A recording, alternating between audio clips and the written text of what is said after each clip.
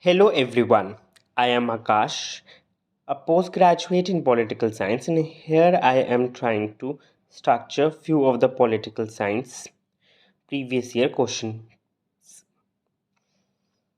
So the first question is explain how Machiavelli's application of empirical method to human affairs makes an important stage in evolution of political science. So here you have to underline the keywords. It is of course the empirical method and how it is an important stage in evolution of political science. So here you do not have to just write what Machiavelli did in the empirical method, but also how it has been an important stage in evolution of political science. So as I've already stated before, that most of the introductions look good if they began with some background or context. So here our background or context is the Greeks, because before Machiavelli we had major thinkers who were Greeks and they were following the philosophical method. So you have to state that and define it or explain it in few lines. Then you have to show why there is change now. This is our context, that now there is rise of reason, there was renaissance and there was humanism. And then in this paragraph only you can bring the Machiavelli. Okay, then bringing the Machiavelli, how he was also the child of Renaissance and how he was looking for a practical ruler called entrepreneur rather than a philosophical ruler like Plato. So these type of differences you can highlight in your answers to make them look theoretical. Then in the body we will talk about the empirical method. You can here start with what is empirical. Of course here you will give what is and what out difference. Then you will show how actually this empirical method is. Then you can talk of how in this empirical method we use the history. Then you have to show this very specific sentences which Machiavelli have told, that for a prince it is important to read history and all those advices which he have given. You have to substantiate your answer through those very statements. So that's why learning those seven advices is important, but you have to not use them directly, but you have to show that he has given importance to history as an empirical method, and then you have to show few of the advices. And then the third thing you can show how secularism, here also he has shown the empirical importance. He has divided the religion and the state, and not just this, he has also used religion for disciplinary purposes. So all these things does come under the empirical method only. But now we have to also show how is an important stage. Already we have shown a little bit above when we have shown that he has brought secularism. Okay, so here you can repeat that he was the very first person who crossed, no, medieval era thinking. And then you have to show that he, before there were various approaches like philosophical, legal, institutional, all these approaches and the various limitations of these approaches. Then you have to show that because of the empirical, whatever the good points of empirical approach are, then you have to show that these only points came because of Machiavelli. And then you have to show all these things gave an origin for behavioral movement. Okay, also you can have contrast in your answers. So here you can give contrast through Hobbes, that Hobbes also resolutive composite method. And in conclusion you can give how even this can be an important stage, but then political science is a very complex discipline. We have to use various approaches according to the need of our study. So this is the very conclusion which we should have in this type of a question, and not some general conclusion on Machiavelli. So here I am not giving you the exact statements, other things. I am just telling you how you have to structure and what things you have to use in your answer. Then let's see the next question. It is material well-being alone is supreme. For spiritual good and sensual pleasures depend upon material well-being. So it's like a question sort of asking you very extreme thing. So here they have used the word alone, and then they have said ki spiritual good and sensual pleasures also depend on this. Okay, so in here, because this statement is of one person only, there is no context given, like the stage of like stage of evolution in political science in the previous question. There is no context to this answer. So in this type of a question, we can bring the introduction in form of the uh, scholar only. So here we will give a very basic introduction of Kautilya, that how he was a very realist thinker and the first realist thinker of India, and any other introduction you can give. Then you have to show the first statement, that is the material well-being alone. Here you have to first define that there are, we in our philosophical traditions we have this four, no, dharma, earth, kam, moksha. Then you have to show how Machiavelli has placed earth, that is the material well-being, the highest, and that it is used to utilize the other two also. And to show the importance, you have to use various reasons, like you can use that the importance of preservation of land, which has been since ancient times, and also Kautilya has told that you can use every method, Sam, Dam, Dand, Ved, to preserve the land.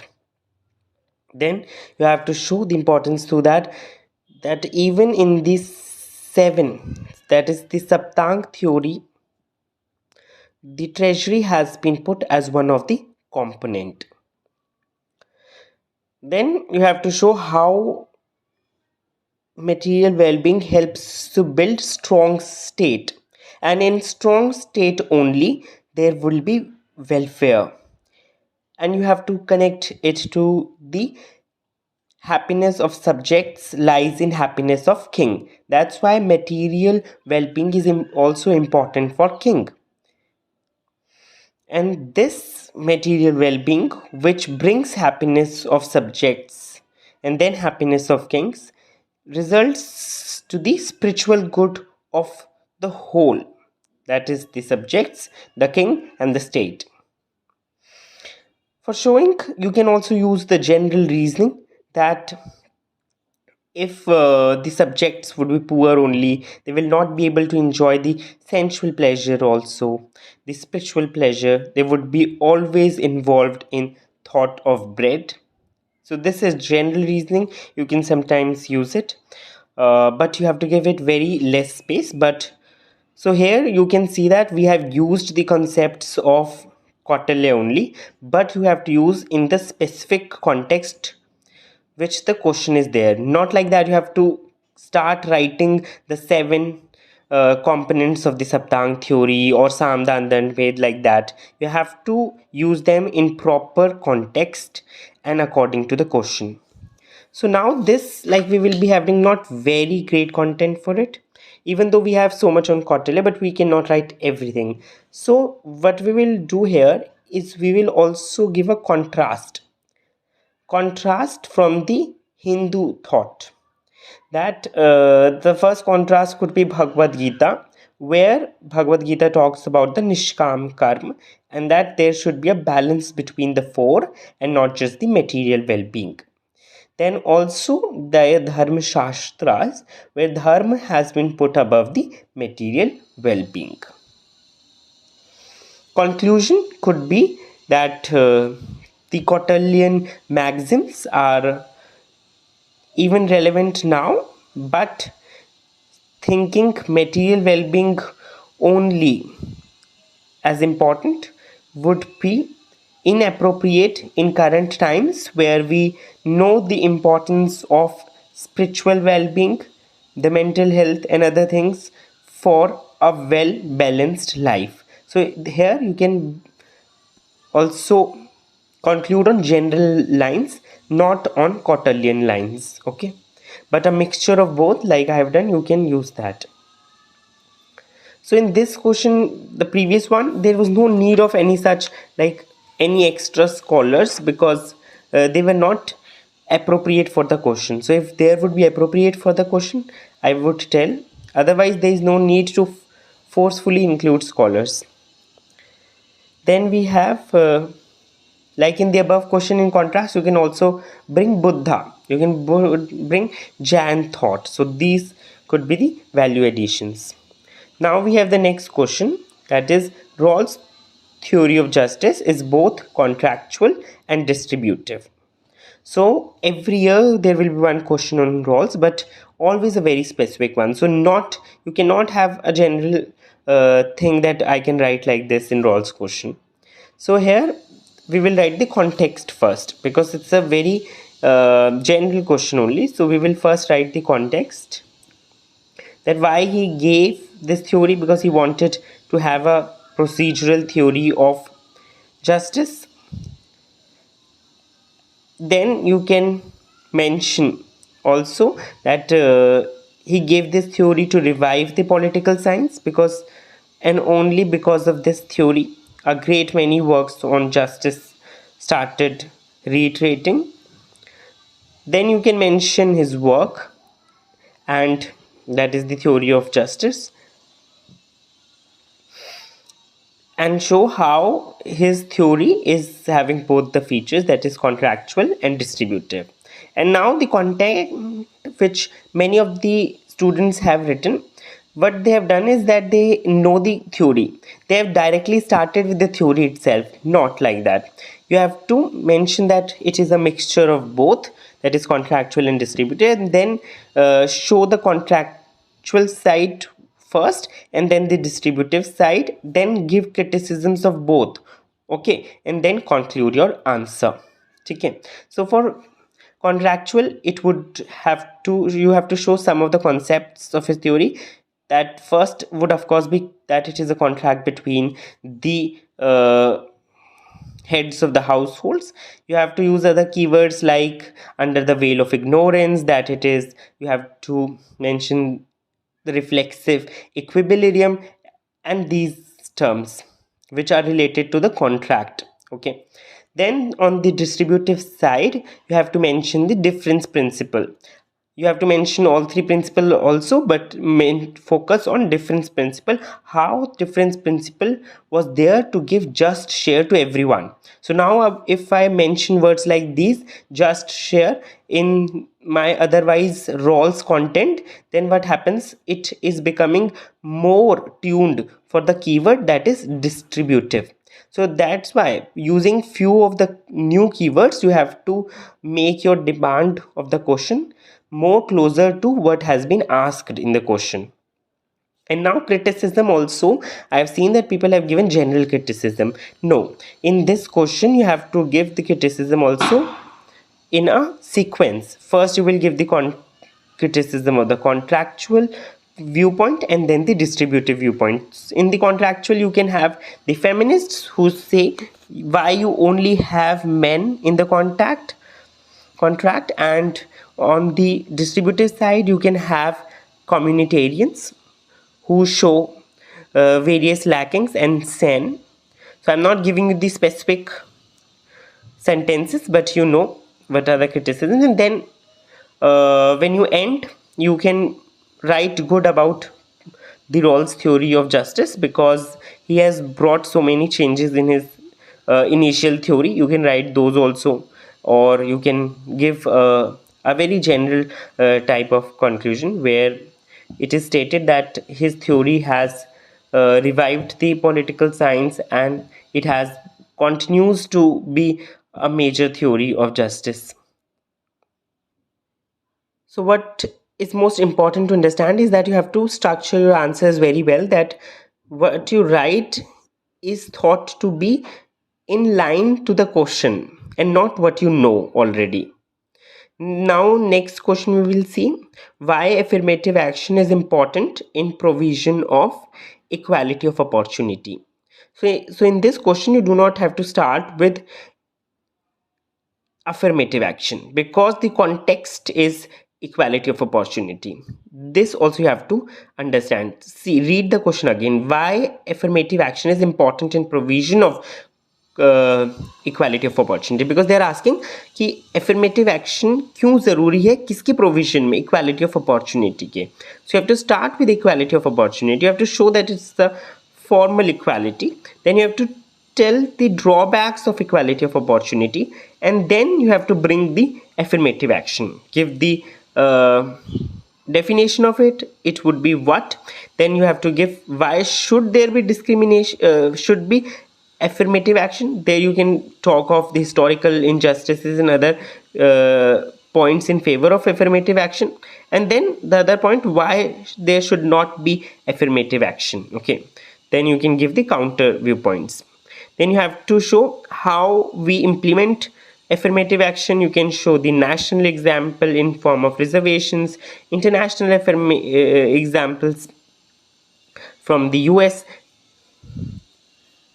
Then you would give a conclusion that though there may be a few scholars which you can quote who are not in support of affirmative action, or there are still various limitations with the grand concept of affirmative action, but still we need it, and but we need some tweaks. Okay, then you can talk of these tweaks in your conclusion only, just by showing through throwing some words, okay, and not writing in detail. Then we have the other question, that is equality means fair treatment rather than equal treatment. So now here the question is revolving around equality only. So now you can give equality's definition or whatever. So one way of introducing could be like that it is a very complex concept like all other concepts in political science, and then you can give the show the importance of equality by throwing the name of Dworkin, who said it to be sovereign virtue. Then you have to bring the main heading, that is the fair equality and not fair treatment and not equal treatment. Here many of the people would maybe start from Rawls, but you have to also bring as old a philosopher as possible. So here we can bring Aristotle, who used to say equals should be treated equally and unequals unequally. Okay, then you can talk of equality of opportunity versus equality of outcome, where equality of opportunity talks of uh, where everyone should have equal opportunities, but the equality of outcome tries to say that every outcome for every person should be same. Okay, so this you can talk.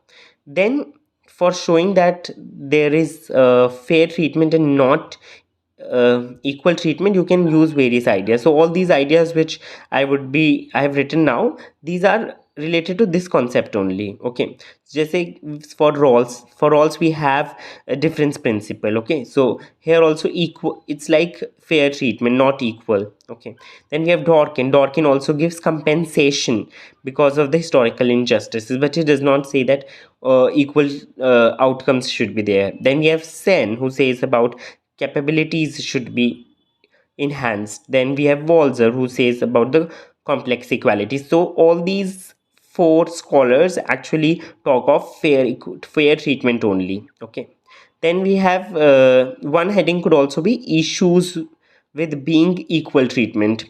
What would be the issues when we try to implement equal treatment? So we have Frederick Hayek, who said that it would be thought of as social envy. Then okay, then it would be very unnatural, no, because there is no equal treatment, equal outcomes, but it is made so that equal outcomes are produced. Okay, there would have to be manipulation, social engineering. So how this heading comes out?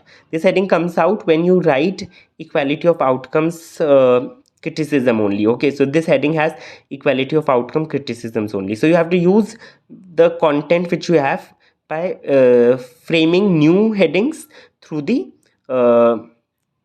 questions main demand. Okay, then we have you can show one more heading like modern implementation of this, how this fair treatment is implemented across world in form of affirmative action, in form of welfare state, and all those things. Okay, so conclusion could be more similar to the previous question only.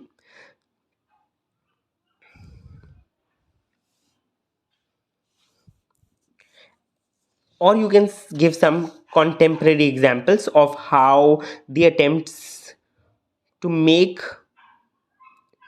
equal treatment were leading to anarchy, were leading to tyranny. So all these examples could also be given if you know the examples of those countries. Okay, or the Stalin's era you can write off. Okay, so those things could also be included in the previous answer. Now we have the last question. It is implementation of human rights is regarded as a matter of changing the conduct of states. Comment. Okay, so here first you have to give the origin of human rights, how human rights have that they emerged in the context of Nazi atrocities, leading to the acceptance of United Nations Declaration of Human Rights 1948. Then other convents also you can mention which were adopted. And then you can show that this is the common minimum standards which all states are required to follow. So that's why when we write these type of sentences, we are bringing our answer closer to what has been asked, because the demand of the question was to show that it is the human rights is to change the conduct of the state. So when you write that it is a common minimum program or the standards which have to be followed by all states, and these states meet after some years to talk on how the implementation is going on. So all these things when you write, so it becomes more closer to the demand.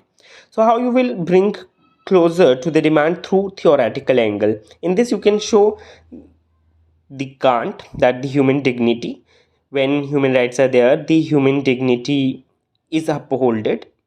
That is A, upholded by the states.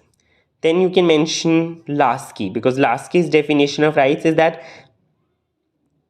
rights are those conditions which allow the human to be the best version of themselves. So that is why uh, it is matching to the demand of the question. Then the main key demand that the states are judged on the basis of rights it maintains. Okay, this is the statement of Lasky which is connected to the question, and also the statement where he says that the social order which is not based on rights is based on sand. Okay, so these are directly connected to the question's demand. So these statements should be used, and also the T.H. Green's statement, he says that rights demand states, because, of course, he says that these rights are recognized by the society but enforced by the states. So that's why rights demand states. This is very important. Then this is one a theoretical angle, but we also have a contemporary angle to this question. And this question is such that it could be asked in paper 1A and also paper 2A. Okay, and in both places what would happen is that you will have the same type of introduction, because it's very important to give the context that these rights were emerged because of the Nazi only. But when you will be writing in paper 1, the theoretical angle would be more. You have to focus more on that. And if it is asked in paper 2, you have to focus more on the contemporary angle. But if you write both in both the papers and you have to keep the other component little lesser, that would be a very comprehensive answer. So here in contemporary you can mention two ways. One is internally, how internally these states conduct is changed. Okay, so we have constitutions which give them a standard procedure to operate so that their conduct is, in short, in right direction. Then we have conventions, we have public pressure also in form of social movements. So you can give few examples here. Then we have contemporary examples from external side. So we have the collective security, peace building, responsibility to protect, responsibility while protecting, all these. And in the conclusion, it should be that the human rights are not just there to bring greater freedom for humans, but human rights also demand changing the very nature of state, and also not just state but also the international system as a whole. Because when from the external side the other states are collaborating for responsibility to protect, the very nature of international system is also getting changed. It no longer remains realist. It becomes liberal, it becomes interdependent. So that's why the question is also in such a fashion. And when you conclude on these lines, then it would be like you have understood the key demand of the question. So thank you. I hope you have got a little bit of knowing how to structure the political science answers. And for the part B, you can comment the questions which you find difficult, and few of the questions I will talk about. Thanks.